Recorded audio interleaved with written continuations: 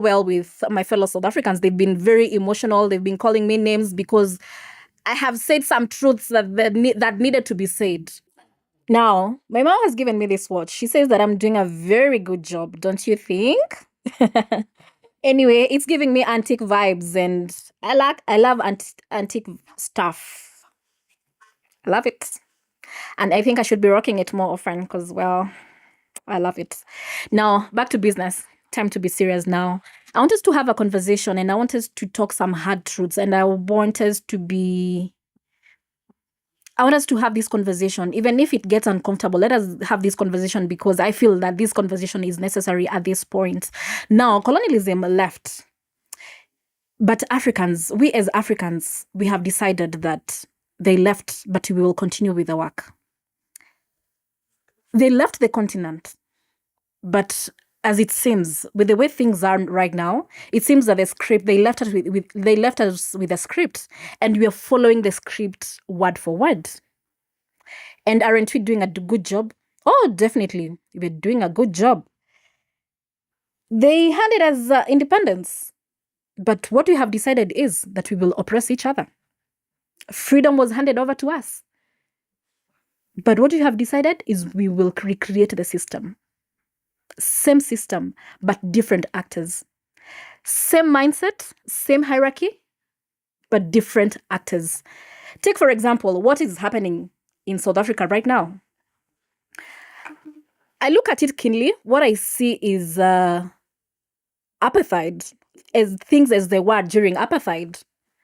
Africans were fighting against Africans, and that is exactly what is happening right now. Another example is that during apartheid, they fought tooth and nail to bring down Nelson Mandela, the only person who fought for Africans, the only African who fought for the rights of Africans. And what we are doing right now, we are fighting Julius Malema.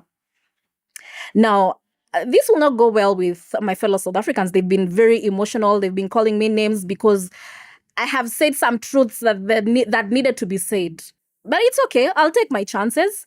But what they're doing right now, they want to bring down Julius Malema, the only person who stands up for the rights of Black Africans. And what is this? What do we call this? Mental colonization, mental captivity, and brainwash.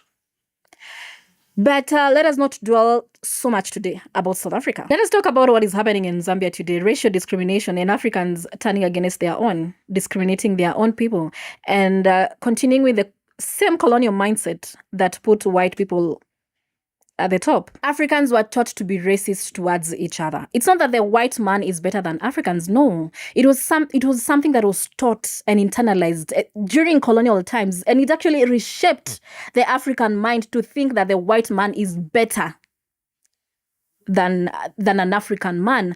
Anyway, there's this Zambian man that I was listening to. He was saying that he went to a restaurant and the staff told him that where he's seated, there are white people that needed to sit there. I was listening to this gentleman from Zambia, and what he said, honestly, it just tells me that we are very far from mental liberation and we're still mentally colonized. Listen to him. Racism is becoming a problem in Zambia. I recently experienced something that I've been seeing a lot of on TikTok, where people are saying every time somewhere where there's a lot of white people, it's like they get to have higher priority. I was at this park the other day. I was waiting for my friend, and I was only going to be at this restaurant maybe for like 5-10 minutes max. This same restaurant had an outdoor seating that was it wasn't even like, it was just an outdoor seating anyways. I sat there, and then not long after, this group of white people passed, and then they looked at me weirdly. I am familiar with that look. I literally knew what that meant. I was like, it's the KKK. So they passed. I forgot about them. And then I think 3 minutes later or whatever, this waiter comes to me and says, so excuse me, those guys would like to sit here. So I was wondering if you could move. Since you're alone, I figured it's not a big deal. Could you just sit elsewhere? I was like, what? Repeat that again. Say it again. Are you sure? So the plan was for me to be there for 5 minutes, as I mentioned. But after they said that, I was like, I'm spending my entire day here. I'm not going anywhere. I didn't even want to buy any food. So I didn't even want to buy any food, but I was like, because of this, these guys have just changed my plans for this entire day. As long as they're not here, I, as long as they're here, I'm not going anywhere. And I don't really understand what's the issue is with white people, you know? We go to your countries, you're racist against us.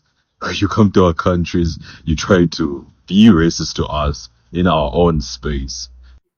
What you've just watched, that's learned behavior. That's inherited thinking. That's a system that has outlived its masters, its creators, because it has been deeply embedded to sustain itself. And until such a mindset is questioned, until such a mindset is confronted, we will keep replaying the same script, but with different actors. My takeaway for this story, I will not be selective with the truth. I have called out restaurants here in Kenya that have been racist towards Kenyans. I'll still do it in Zambia. And I will tell you, Zambia, this is a big shame. And we need to do better. We need to do better.